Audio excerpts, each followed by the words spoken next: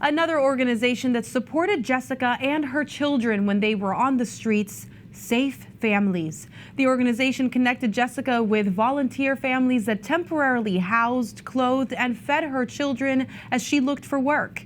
Koetsier is the family coach coordinator of Safe Families Pikes Peak chapter. Her team worked closely with Catholic Charities to make sure Jessica's children had a safe place to stay.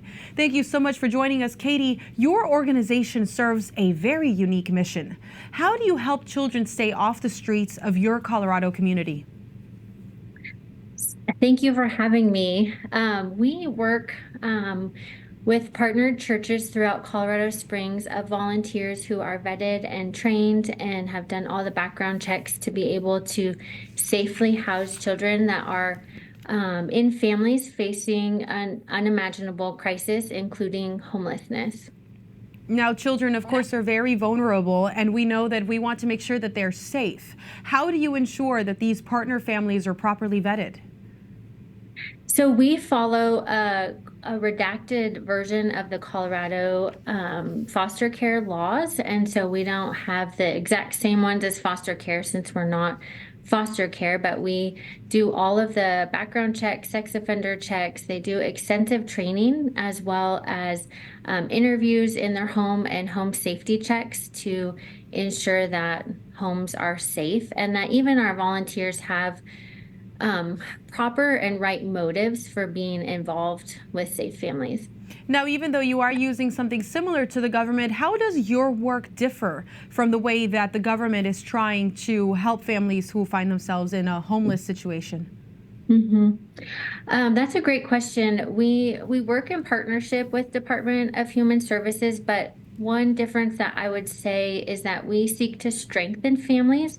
So our hostings are all temporary. They're not long-term. They can go up to 6 months, but the goal is to strengthen a family unit so that they can be together again.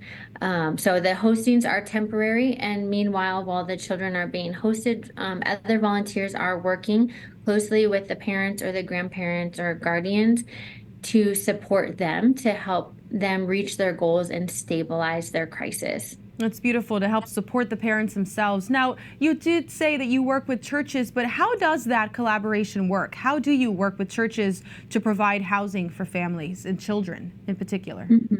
Yeah, we seek to mobilize the church. So we work in partnership with churches throughout Colorado Springs that already have existing Safe Families volunteers. And we create circles of support within that church community so that they are a team that is trained and vetted and ready to provide a circle of support around a family facing a crisis. Now, that sounds like a lot of work. It's beautiful work, but it sounds very intense. When we think of homelessness, we often don't think of families. What are the greatest needs of families who struggle to find housing?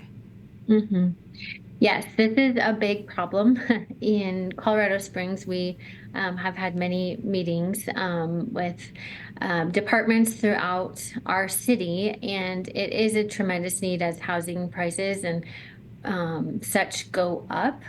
Oftentimes we have families that will come to us while they have been living in their car, or they were just recently evicted. And our main priority is how can we support them and keep their children safe during that period of time while mom or dad seeks to find adequate housing.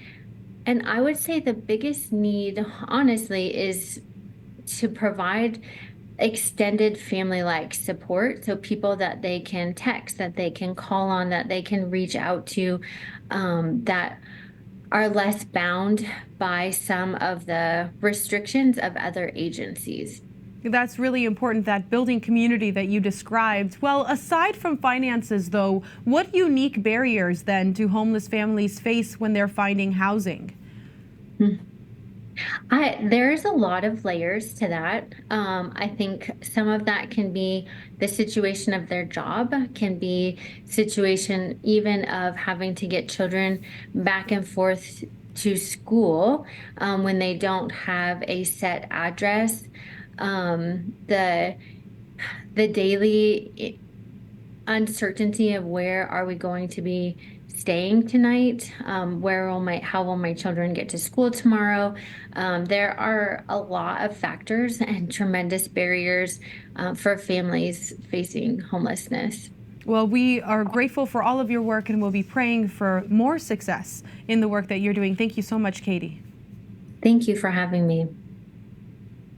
Safe Families has chapters around the country. If you would like to learn how you can help or even volunteer your own home, go to their website at safefamilies.org.